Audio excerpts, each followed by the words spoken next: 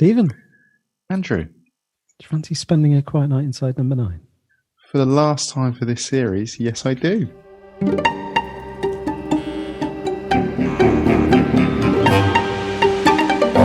Yes, it's the last time for this series, episode 6 of series 6, the last night of the Proms.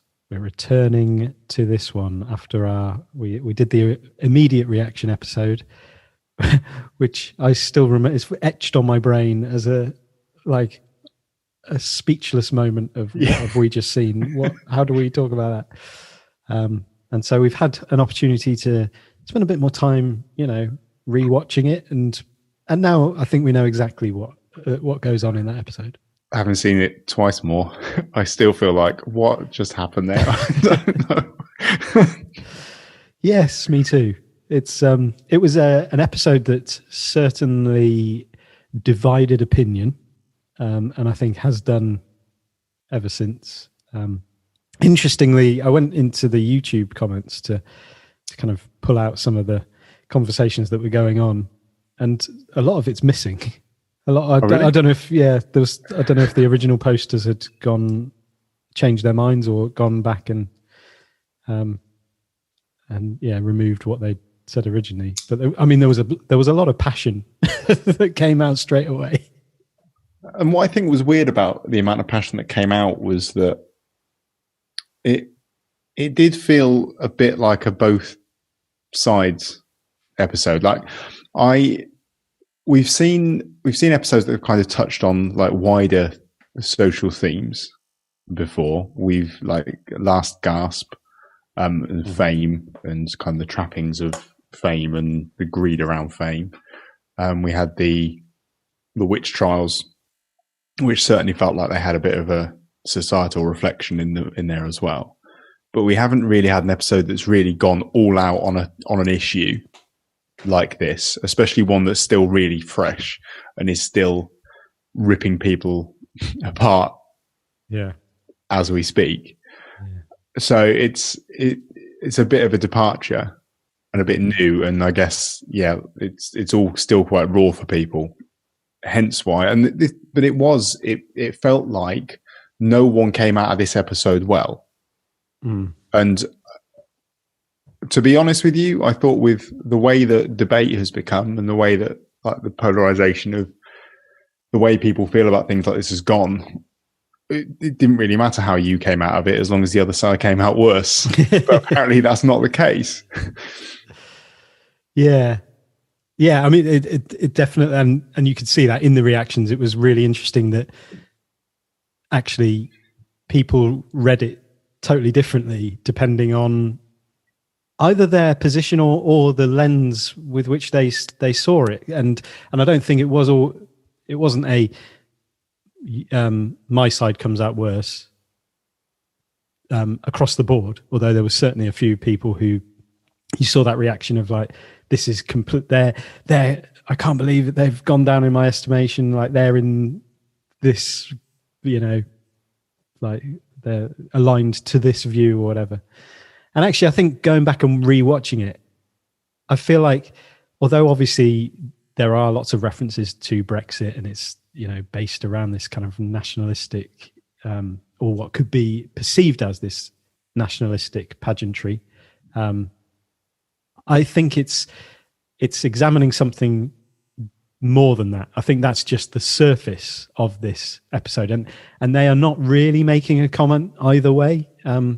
It's not a comment on Brexit, like in so much as that's obvious because everybody interprets what it's saying about Brexit in completely different ways. So it's like, okay, let's take that as a starting point and think, in that case, this is not a commentary on one side or the other of Brexit. It's a commentary on maybe the way that we are relating to all things, or the way that all of us relate to everything right now in society. And I think I found that a more interesting way to enter it rather than this kind of partisan approach. I think that what the focus on Brexit kind of gives it a focal point, I guess, to explore the ideas around division.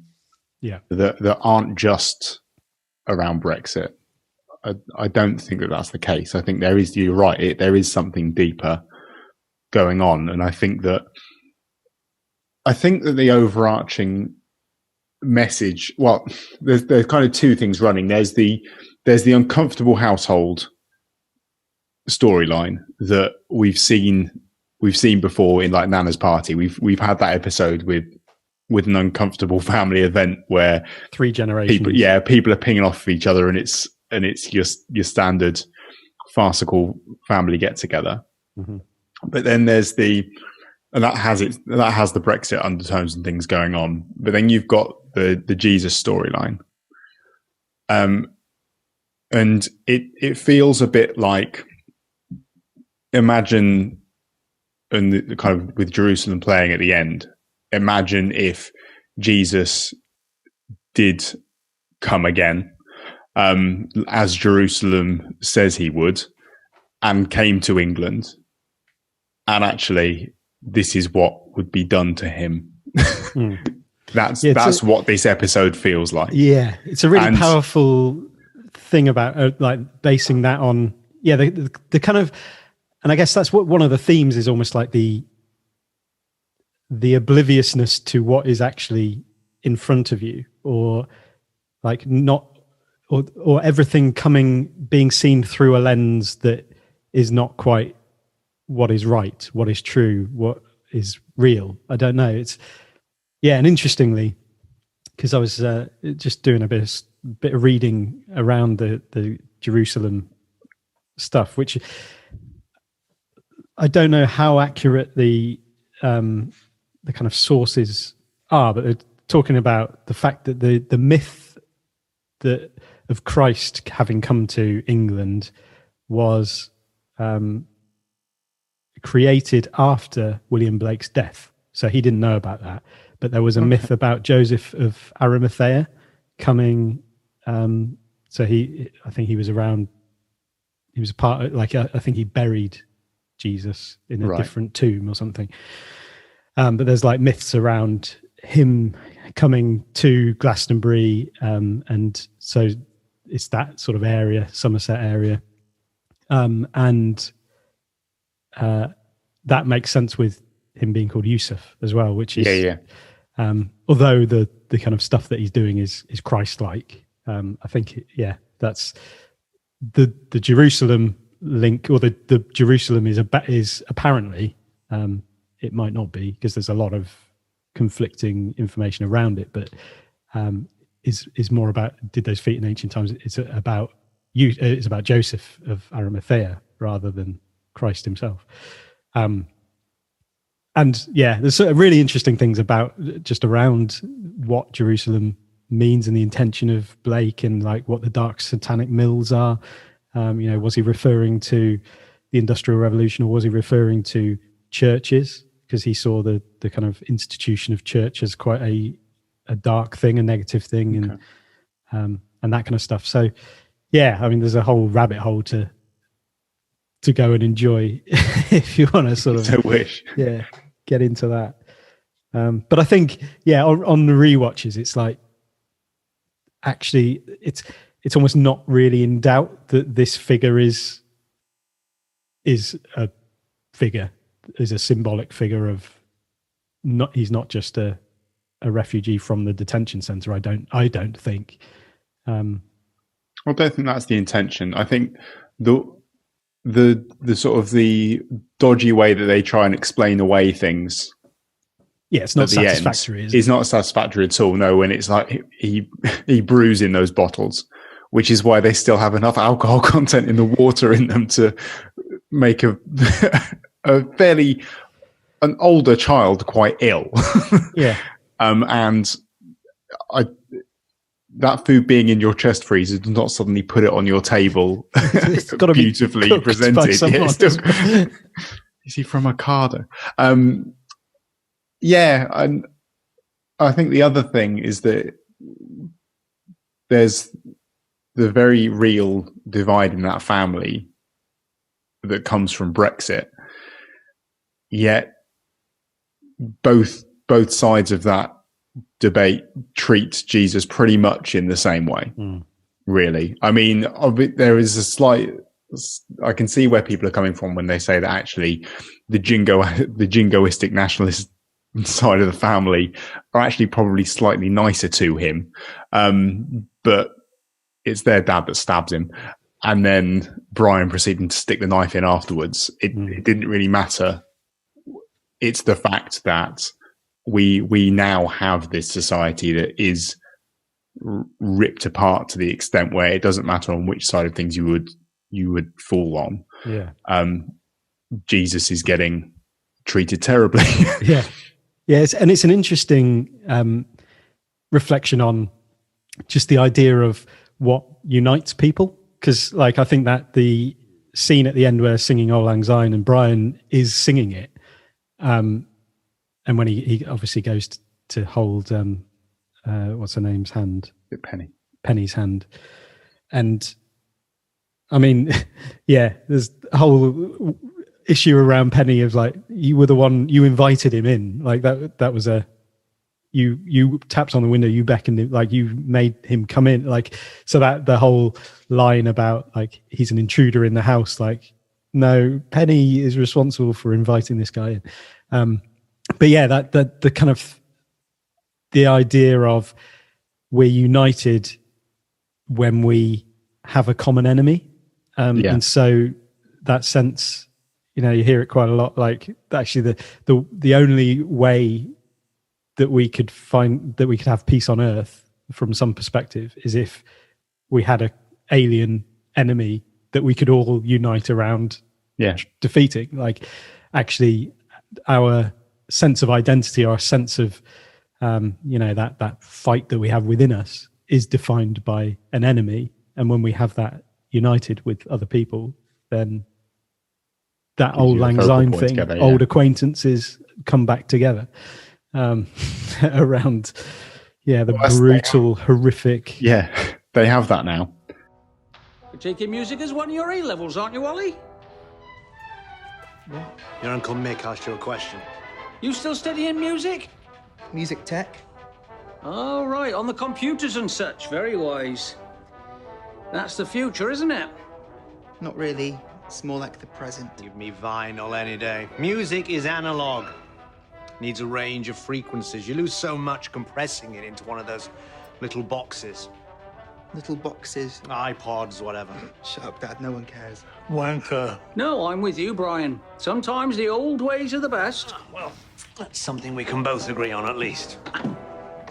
I think Mick is incredibly, because he doesn't come out with any of the, he enjoys the pageantry of it, the just performative aspects of it. Like, he doesn't come out with any of the kind of vitriolic anti anything stuff. No, and I think that's the way I think that the very fact that they enjoy Last Night at the Proms so much with no interest in classical music at all kind of sums up their enjoyment of the surface level stuff.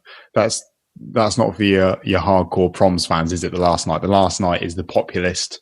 How many people can we get watching this because it's all a bit of a laugh kind of thing, which is what frustrates Brian so much. But the fact that they don't really enjoy music, they enjoy Last Night at the Proms. It is all the surface level flag waving stuff that, I don't think Mick doesn't come across as, with the way he's portrayed in this episode, as a nasty piece of work. No, not at all. No. I mean, the only thing that he really has to say when his wife, what's his wife called?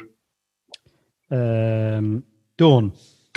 When Dawn's saying it's an English concert for English people, and Ollie pipes up and says it's British. He says, yes, don't forget the Scots and the Welsh. There's more inclusion coming from him than pretty much anyone else in the room, even if it is just trying to keep the union together. But yeah, I mean, there's just little things with him, like his dabbing. He loves his dab. Yeah. One of my favourite bits is the little look on his face when Brian is Brian sarcastically says, "See the conquering hero comes," as a piece of music starts, and Mick kind of takes that to mean him. He gives a little raise his glass and a nod. Yes, self-satisfied look. It's so good. Yeah, and I do think Mick he's a character that you judge on first watch in a different way to actually how he is. I think he's very cleverly written in that respect, because there are a couple of things where you're like, really, but generally, and I think the same is true for Dawn, except like a lot, like she does come out with some more sort of questionable views, but I was struck by their hospitality, and Mick was very much like, looking out for, do you need anything? I need to get. I think it's Dawn actually says about the fact that Ollie is spitting feathers. Like, we need to get Ollie a drink, and even if it is just water, or so-called water, and they're looking out for Dad, and like all of that stuff. Like, they are quite attentive to that. I think Dawn seems to have this real focus when she's looking around the room when there's no place like home being sung, and she's looking at all the trinkets and stuff, and the little thing that she wants to have done by the fire with there's no place like home. I kind of get the impression that part of her views come from perhaps the fact that she didn't quite feel like she fitted in when she was growing up. As we find out about her ancestry later on, the fact that maybe she didn't actually feel like she belonged with the family to the same extent. And so she's kind of clung on to this needing to belong, and she's kind of overcorrected, and like not just belonging in her home, but then her country. It kind of became a bigger thing of needing to, like I say, almost symbolic, an overcorrection and overcompensating kind of thing. And that's where it's kind of come from, maybe. That's a good point. And I suppose the kind of antithetical character of Brian is, although he doesn't necessarily fit into the narrative of this evening, it's not that he doesn't belong.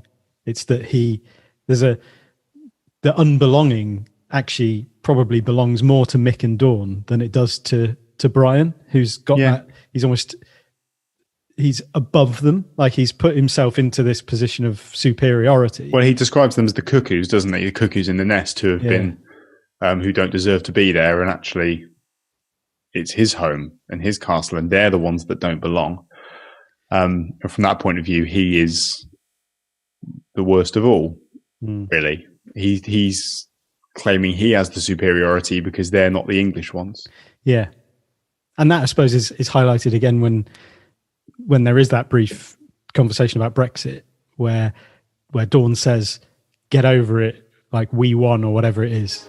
Rule, Britannia, Britannia rules the way. It's a rule, not rules. Rule, comma, Britannia, exclamation mark, Britannia, comma, rule the waves. It's an exhortation. It's not a statement of fact. Oh, shut up. No, I won't shut up. We had our charter of the land and you lost. Oh, we said we weren't going to mention that this year. 52%. It's not my fault the slugs voted for more salt. You're just jealous because we got our country back. Oh, your country? Yeah. Really? Yes, Brian! Well, you are welcome to it. There's like a weird division there, because it's like, you're jealous of who are you jealous of? Because you are part of the country. Like, I think that's quite an interesting and insightful line about the feeling of belonging within a country, because it's like, you're jealous that we got our country back, and what have you got? Like, it doesn't make sense. It doesn't. No, patriotism is a weird thing, and it depends on how you kind of view your country and being part of your country, I guess. And it's something that I don't think many people's relationship with is completely straightforward. No, because it's a very fluid loose concept as well of like what that means. What is national identity? All of that stuff. Like, is it tied up to, because I guess the idea of identity and belonging, in order to have an identity, you need to know what a non-identity is. And so within the country itself, and you have that, you're jealous because we got our country back, it's like the identities of British and non-British, but you've got British, non-British people. And I guess it highlights the absurdity of this whole thing. Yeah. Anyway, stroke my puzzle. That's all I want to say on the matter. Did you enjoy that, Daddy? Stroke my pizzle. So, Brian, kind of touched on Brian a bit there, who is played as a very bitter, unpleasant character, who is happy to snipe away from the corner. And I think this is where people struggled with kind of a mirror, maybe a slightly distorted mirror, like a hall of mirrors mirror being held up to people who have let this completely take over their lives and completely take over everything they've become, when the lens through which everything is seen as well. Yeah, exactly. And the fact that he supposedly won't sleep with his wife because he can't stand the state of what this country has become. And people didn't like what they saw, I don't think, from those initial YouTube comments we saw, because it was kind of them feeling as though Stephen Rees were trying to say on an initial first reaction was, yeah, you guys can be pretty dreadful as well. And I don't really think that's what they were trying to say. I don't think that's what Brian is meant to be. I think by saying that, you're looking at him through the Brexit lens too much as well. And I think that he's just a not very nice guy who's picked something with which to view everything on the basis of, and it's turning him into a quite unpleasant human being. I'm not sure what the need for the sexuality stuff was. That was a funny thing for me. I didn't really understand why he needed to potentially be gay, other than a kind of a nod to a repressive personality, perhaps. Like I guess so. He's using this front to conceal parts of himself that he's ashamed of, or I don't know. Like, I think it was one thing I did pick up on was when he said that he doesn't love anything. He didn't say he loved his wife. He didn't say he loved his son. He just said he loved his car and his record collection. And the gym. That was it. And the gym. The gym. Hairy bum holes. Yeah. And obviously he's massively rooted in. I think there's something about both Steve and Reese's characters that are like, they're anti-archetypes, so that they do well to go against the archetype of how we might perceive these characters. I think the idea of nostalgia and memory, obviously memory is a big theme. You've got Ralph, who's got dementia, getting older, and again, maybe repression there, because Dawn talks about the fact that he never cussed until he sort of got ill. And then there's all this stuff that is obviously in there. It just comes out every bubbling over. Yeah. Like, he's like Father Jack, really, isn't he? He is, yeah. in the corner. So maybe that's a sort of, kind of an insight or a reflection on the stiff upper lip Britain that is, don't allow yourself to be who you really are. Like, you've got to put this front on. That's a good point, actually. I hadn't really considered that about him. He was a character that I had read some people did take issue with, a kind of a caricature of a dementia sufferer sat in the corner just shouting stupid things. But actually, you're right. There is a bit of a commentary there potentially on repressed inner feelings and just wanting to shout stuff. Yeah. And that him finally almost being able to let loose without really caring anymore. Yeah. Yeah, because and like culturally, you know, Britain does have that thing, like the kind of big other expectations, like of this is how you're supposed to be, like you know, pull up your bootstraps and get on with it, like all of those sorts of things. Don't show any emotion, be very, you know, stoic. Stiff upper lip, and yeah, and that's actually the Brian character, which is like very judgmental, very much like be proper, be right, you know, be Digby Jones, like it's proper. You've got to do it right. It's got to be correct. Push back any impure feelings you might be having about the men at the gym.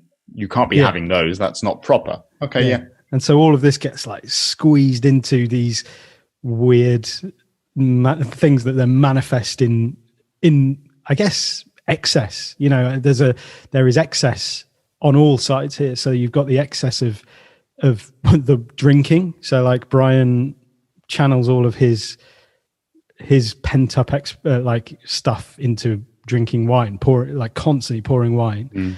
And then that overflows into his expression of love for, or whatever, he checks to see if Yusuf's packing anything. Oh yeah. And so, and again, that is, the way that then comes up, and the excess of Dawn and Mick, like this whole thing is just an excessive, like the bunting up around the room, the big British flags. Yeah, this is just total excess. And it's a pouring out of that, stuff that doesn't mean anything. Essentially, at its heart, doesn't mean anything, but it's like a way that you can just allow it to flow out in some way. Like, I don't know. I think the other thing that people took kind of offense to was almost the fact that you saw people on the pro-Brexit side of things almost reveling in their nationalism and having a great time, whilst people on the other side were sat there feeling miserable. And while the dreadful people got to enjoy themselves and have their wonderful evening, while the poor remaining side had to sit there and suck it up and watch it. And like you said, it was one of those times when people were just looking at things through their own lens and taking away a completely different feeling about what they'd just seen. And I think you are absolutely right that actually this wasn't really that much about Brexit. And maybe enjoyment. I think enjoyment actually is a really key thing you've just picked up on, which is everybody is enjoying themselves. Even if you're saying like, oh, Brian's, you know, Brian is a bit, Brian he's loving, he's reveling in his snobbery, isn't he? Yeah, that's his enjoyment comes from being that you know, being able to sort of look down his nose at these things, like not necessarily at these people, but just that's a choice. The way he presents himself and the way that he responds to their enjoyment of pieces of music and their own perceived nationality is he really hams that up and he loves it. Yeah, he does. And Ollie is one of my favorite characters because like, you look at him at first, you think, oh, he's just going to be sort of sat there miserable and not. Then he's up and dancing. And he gets up and dances and does a bit of dabbing. Dab. And he just sort of goes with the flow, like literally, like really goes with the flow eventually. When he's downing that bottle, it's like, what is it about? What is this? Like, don't know, but who drinks water? Let's get on with it. You just missed a stomping hornpipe. No, I felt it. I heard it. I had my hands full. Ollie was up boogieing with the oldies. He taught me a few moves. Dab. When they're sort of talking about his doing the music tech A level, it's quite interesting that Mick, you would think, would be more basking in the past and stuff, and on the computers and such, very wise. That's the future. Isn't it? More like the present. Well, no, it's present. And then Ryan is all over. yeah, and then he Music just is analog. Yeah, and it's just like really, and and then Oliver's like, "Shut up, Dad, no one cares." And Ralph's like, "Wanker," and then but the way that Mick then says, "Sometimes the old ways are the best." That's something that we can both agree on, at least. Or is that Brian that says that bit? I can't remember. Brian says there's something we can agree on, at least. Yeah, but the way that Mick says, "Sometimes the old ways are the best," is like he's saying that, but not pinning all of his like identity into like the old ways are the best. We need to go back to the old ways. So it's another sort of insight into Mick's ability to like, and even as an off the cuff sort of thing, when Dawn talks about the fact he smashed a glass making cocktails, it's like, what was he doing making cocktails? Like, that's not I don't know, that doesn't strike me as a particularly Mick thing to do. But I think there's just excessive enjoyment. Again, I think it's just I love pouring there. They're very British cheese boards.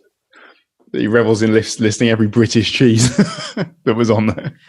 Yeah, there's only 3 cheeses. Like, oh, is it like an the British ones he could get? Yeah. Red Leicester. Red Leicester on a cheese board. I was kind of hoping for like a medium cheddar and a double Gloucester. There's some quite evocative set pieces, aren't there? Like there's the hornpipe. I think the hornpipe, and that's where it's quite cool to base it around the pieces in the last night of the Proms. The fact it's kind of running like in real time with the Proms going on is really quite nice, because it's the whole Fantasia thing is playing out as it goes on in real time. And that's in the Inside Number 9 podcast, they said that the BBC gave them permission to use all that footage, didn't they? And they were allowed to from was it 2018? Or? Yeah, I think so. Oh, this was the one that was COVID split, wasn't it? Yeah. This is when they started filming. I cannot tell where. I can't find the line. No. It's like the cut line. I'm not sure where it is, because they don't look different in any way at all. No. But yeah, the fact that they can kind of do those set pieces around each piece as they come around is really nice. And some of them do kind of descend into that fast thing that they've done really well in the past, like in Nana's Party, when it all goes to hell at the end. Yeah, it's like cutting, everything's just manic, and like Lacachette, the shitting in the box, and all of that. Yeah. Who have we got singing Britannia this year? Very serious looking, isn't he? Handsome, though.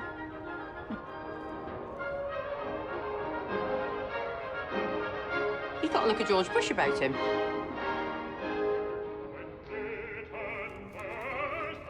Boobies! Don't laugh, Oliver, please. This is medication. Pretty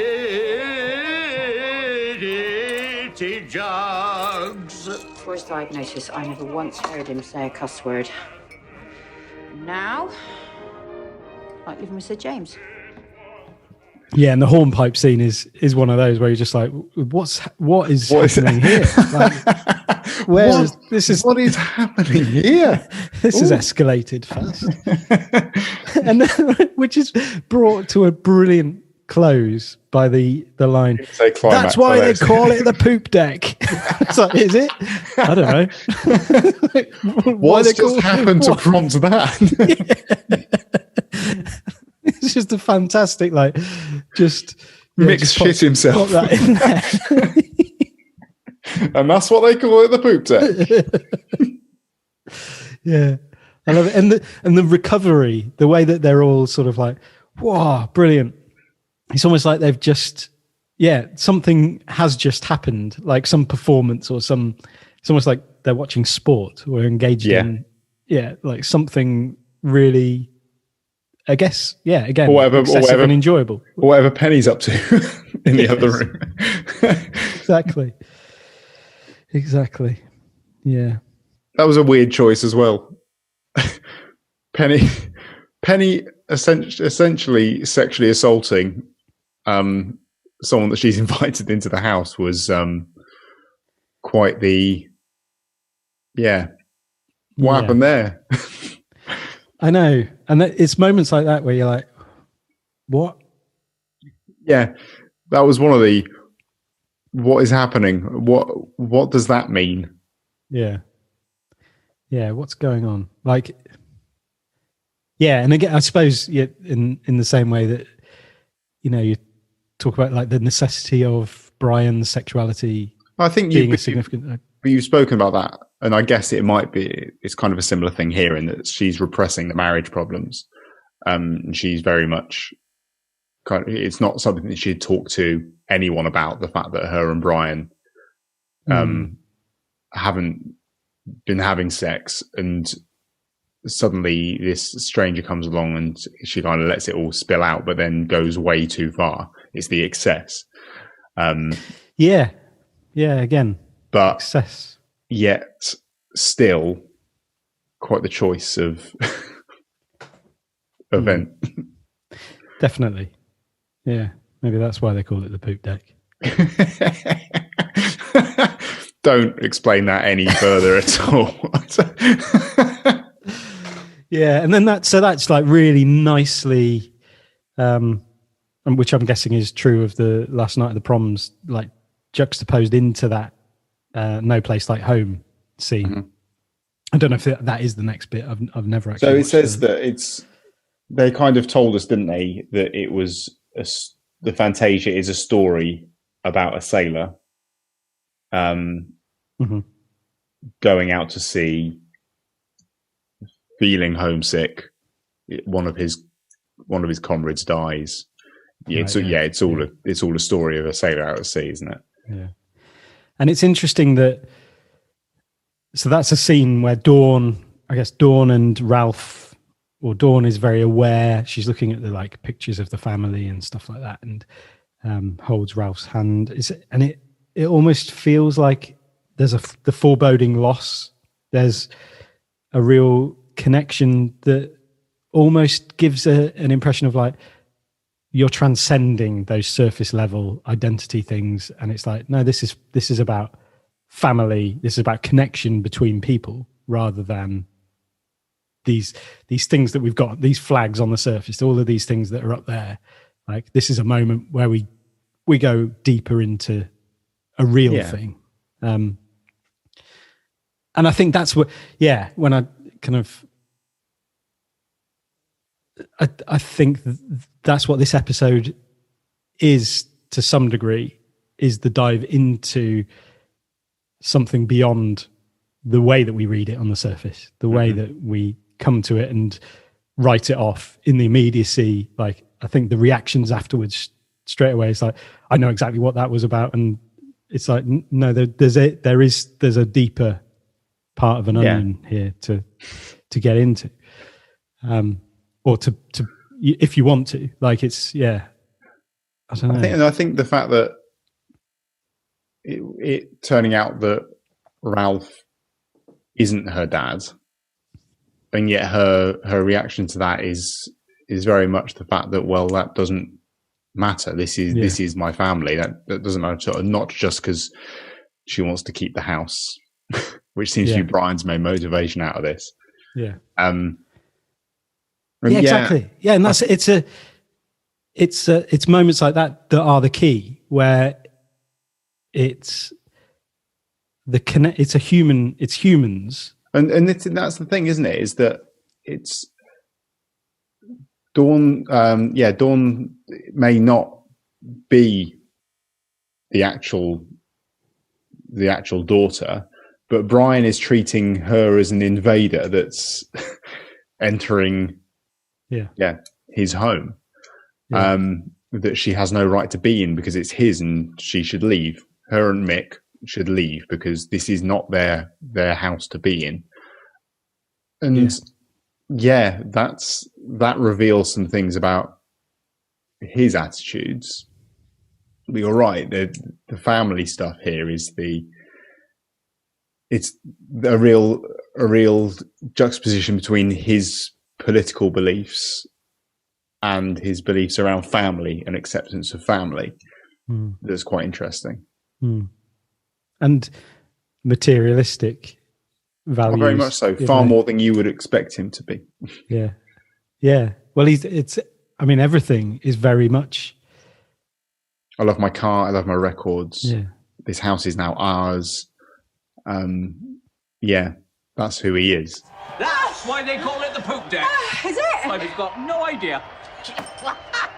Yeah, so the next scene, is it when we go to the Rule Britannia, when George Bush is singing Rule Britannia? I love that. That must have been like as they got the footage from the BBC for that 2018. Should we say he looks like George Bush? I thought he looked like Peter Jones. But then the dragon. Yeah, I could see how he does. There's a George Bush-esque look about him as well. He has something of the W about him. Yeah, and this then evokes the whole, or provokes the whole, Britain rules the waves versus Britain not a statement rule the waves, exhortation, not a statement of fact. Oh, shut up. Yeah. And then Mick appearing dressed as Britannia with his pitchfork, which is how the pitchfork got there. Britannia is the national personification of Britain. All right. As a helmeted female warrior holding a trident and shield. Which Mick aspires to be. Yeah, I meant to, and I didn't look at a bit more closely at his outfit, because like his helmet is very much rooted in like Norse kind of outfit, and I was kind of wondering to what extent it was kind of made up of various different nationalities. Yeah, a bit like British people. A bit like British people. Yeah. No other country in the world could do this. The pageantry. North Korea could give you a run for your money. I was watching, I was like, I've never seen anything from North Korea that looks as chaotic and mad as that stuff, though. Like, no, I think very regimented. I think enjoyment is the word here that you that you said earlier that doesn't apply to enforced flag waving and winding up conductors and things. Indeed. And it's interesting. If you wound up the conductor at a North Korean orchestral rendition, you would be taken somewhere and shot. You start firing like party poppers around his head. Just dragged out by the Secret Service. Enough of you. Yeah. Now it's interesting as well to look at the conductor's lectern or podium, whatever you call it, and all the flags. So there's like world flags all around it. And so, are there? Yeah, it's one of the things I noticed that, and around the Royal Albert Hall are like, they're flags from everywhere. And so it is a celebration of all sorts of stuff by the looks of it.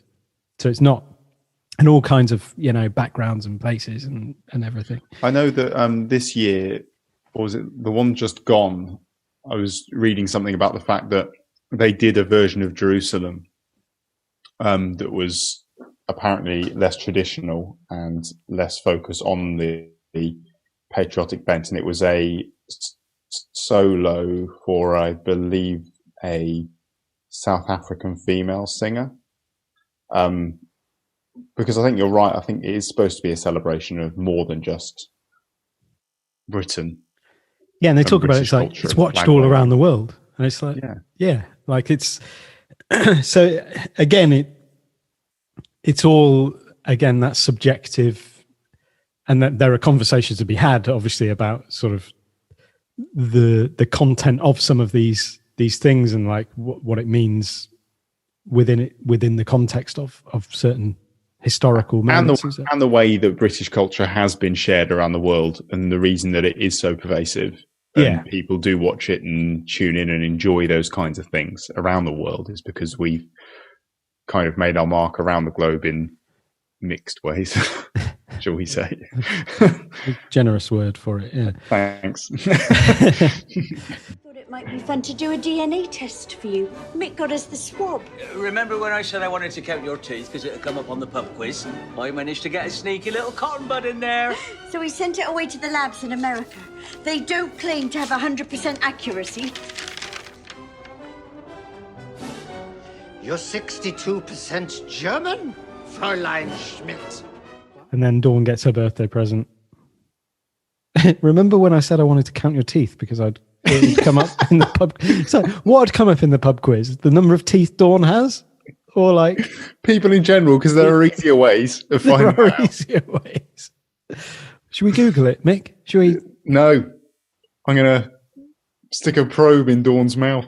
Mick, why do you need a swab to count with? And this is where it all sort of just becomes farcical again, doesn't it? Through this horrific scene where Reese, where Brian is like going all out anti-German. Yeah. And gleefully tearing apart Dawn's entire identity or sense of self. And then Ollie throws up and enter Yusuf, who Ralph seems to recognize as the person who's going to take him away. Straight away. Yeah. Straight away. He's straight on the, this is the personification of the white light. Yeah. Pulling me towards it. And then it's like, well, Mick thinks maybe like he might be an illegal immigrant from the detention centre in Yeovil. Like, let's give him some bread and some. That's depressing, isn't it? Bowl of milk or something. It's not a hedgehog. I think a simplistic read of that is these people are the more welcoming. But actually, they've just, without batting an eyelid, made reference to the fact that he's probably been locked up down at the detention centre for the illegal migrants down the road, without having any issue with that as a thing. That's what we do with them when they get here. We lock them up and and then it shows like a sense of absolute ignorance and naivety to the fact that I think like dehumanizing in that sense of like hedgehogizing him. Yes. Is an hedgehogizing. I'm sorry, I just realised what you said then. Dehumanizing, hedgehogizing. Can't go around hedgehogizing people, mate, and offering them bread and milk. Also, that's very bad for hedgehogs. So apparently so, yeah. Please. Whoa, you stay where you are, mates. Oh, now he's a little Englander. Shut up, Helga. He could have a bomb or anything. Put your hands up. Oh, I don't think that's necessary. He's probably one of these illegal immigrants come from that detention centre in Yeovil. Well, what's he doing here then? I don't know, he's probably just hungry. Do you want some bread or a little bowl of milk or something? He's not a hedgehog, Mick. Hands up! I don't know what my point was. It was, you wanted to use the word hedgehog.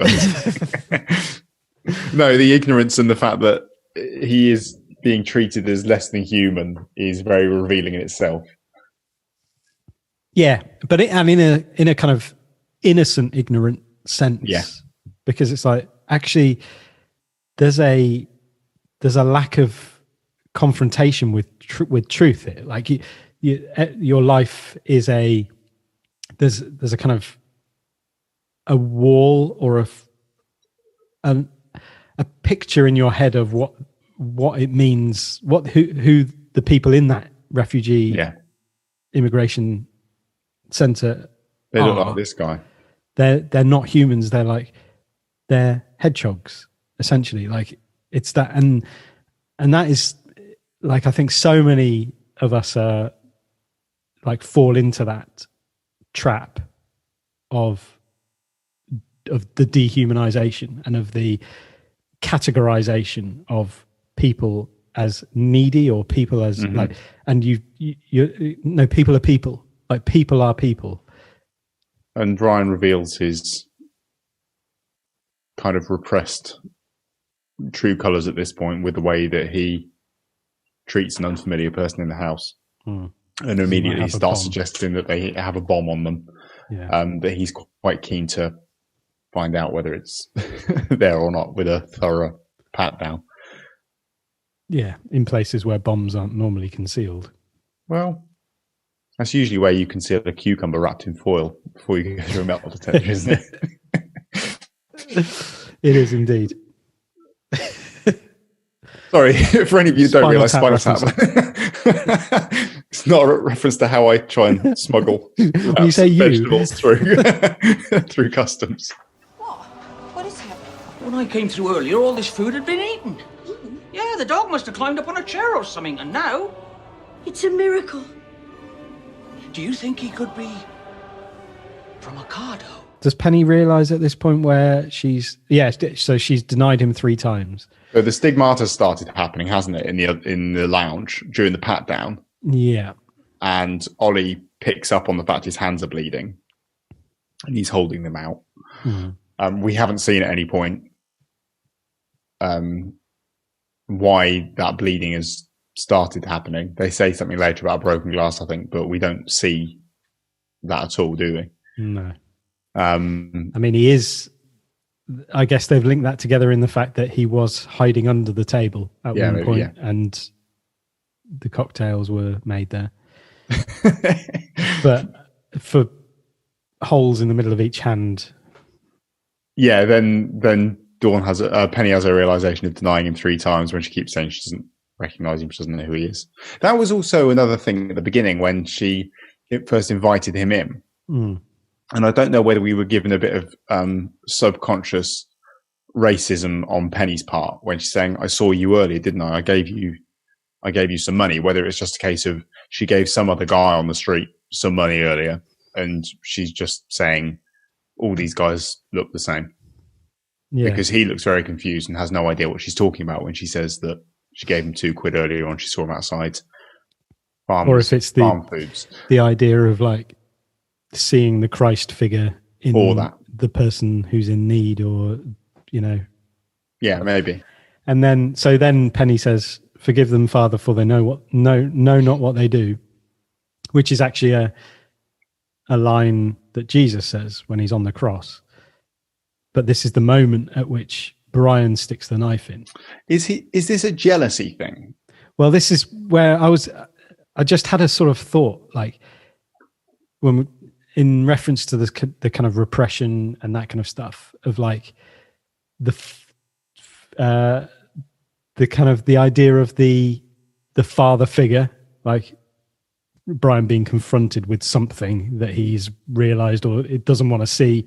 Yeah. And he's like, "No, I can't look at this thing that I've repressed, and I'm not willing to kind of confront the truth of who I am and what's going on." And that's almost then leads to that final scene where he's singing Auld Lang Syne, trying to hold Penny's hand, and it's like, is he kind of just gone back into some shell of... So the stabbing, and then they realise they need to clear up. And we have... by the way, through all of that, Land of Hope and Glory is playing. So Land of Hope and Glory kicks in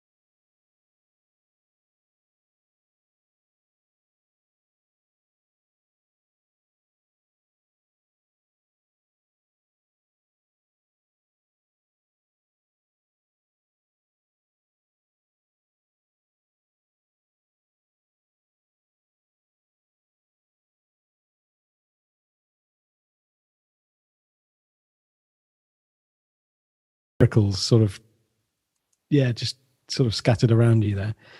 And I think it's, again, to come back to that sort of the lack of awareness of the thing in front of you as a theme. It's like, as she's polishing her bless this home thing, it's like, you've missed the fact that has like happened. Yeah. And you've killed the thing that has blessed this home. And wrapped it up in an English flag or a British flag, sorry, because hide behind the pride and the nationalism. Yeah. And I was thinking about that, the idea of like the bless this home, like what have each of the characters received from this figure in their house? And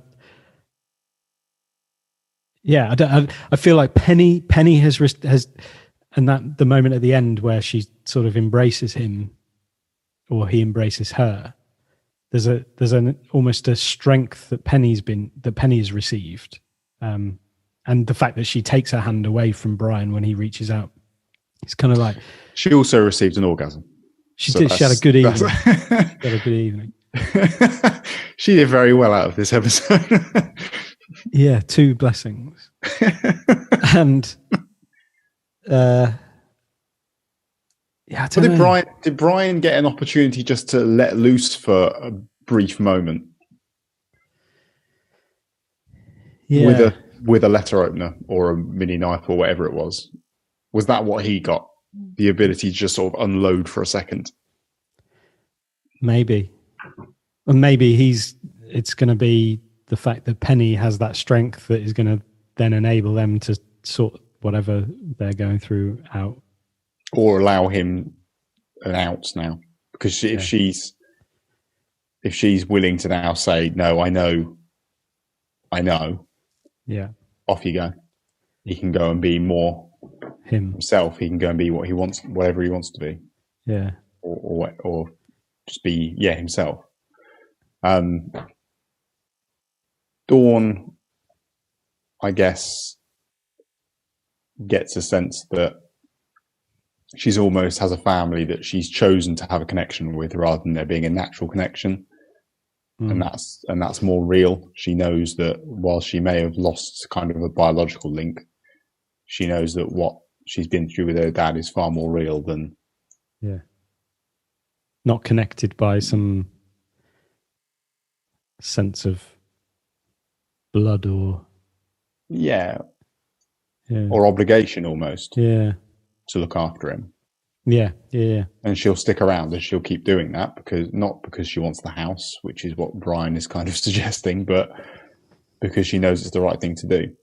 And the thing is, Mick has lose the house because he's. That's true. Get rid. Mick's learned how to dab, so that's his takeaway from the evening. And to be honest, I think he'll be thrilled with that. Anything else? Ollie's just had a great time. Ollie's got off his face. He's had a great time. Could have a bad tomorrow. And Mick, what did Mick gain? Just excessive enjoyment. He did have a lovely time. He just had a great time. And do you not feel as though the murder of the stranger in the house may have put a dampener on his evening? Well, I'm moving now towards viewing the stranger in the house as an allegorical figure, not real. Like I think if you maybe come to this, like, and this will take a lot of rethinking, but the stranger in the house was the kind of thing that was lacking in between all of these people, the thing lacking within these people.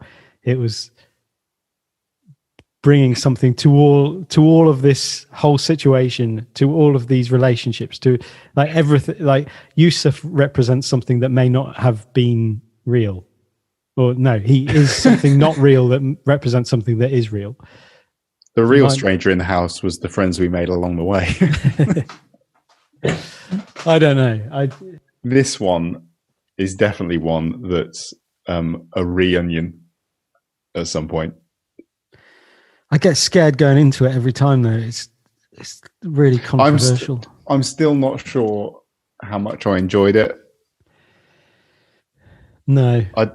There was a lot going on, and whilst it's good, whilst I've enjoyed sitting down and having a chat about it and being able to explore some of those things, there is a lot going on, and I think you're right in that there is a lot more beneath the surface of this episode than meets the eye, as there is with a lot of them. Otherwise, we would have really been wasting our time for the last 18 months.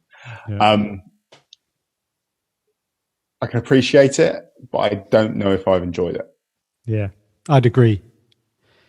Yeah. And that's not to say that I think they wrote a bad episode, because I think that, like we've said a lot, like this, it just means it's an episode that didn't land with me. I don't think it's a bad one. I think people may have taken different things away from it, not that have angered them or kind of cemented a position for them, because I don't think that's what this episode was for at all. But I don't think it's landed with me, particularly in a way that's made me go, oh yeah, you're right. Yeah. And it's also true that you don't have to enjoy things that are good are sometimes not enjoyable as well. And from the perspective, like, I mean, thinking about rewatching this, I wasn't like, I can't wait to rewatch it. I was a bit like, it's going to be it's a trial. Hard going. Yeah. And not hard going in the sense of like, it's boring. It's just, it just feels like a heavy one. And I think we are still living in the thick of things, and it's still very fresh and still rattling on, and people are jumping to conclusions about what they're seeing, and it's all so raw that I think it's a difficult one to kind of almost commentate on. Yeah, and it's really hard to view objectively, like in that respect as well. Which I very much tried to do. Yeah. Good. Right, let's finish there. If people have reactions, if you've got anything that you want to share from the entire series, we're going to take a week off next week and give you a chance to sort of send through stuff and give us a chance to make sense of the stuff that has already been sent through. Then please do send us an email, aquietnightinside09@gmail.com. Or, no, actually, just do that. I think it would be hard. Let's just have one. Let's have one method. Otherwise, it might be a bit chaotic. But you can find us on Twitter at AQNIN9. That's right? it. You did get that right. Yeah. And then the YouTube channel as well. The YouTube channel as well. YouTube.com/aquietnightinside09. Oh, it is. There you go. Yeah, great. So we'll see you for the wrap-up episode in 2 weeks' time from when we're recording this. See you then. Bye-bye. Bye-bye. We'll take a cup of kindness yet for old lang syne.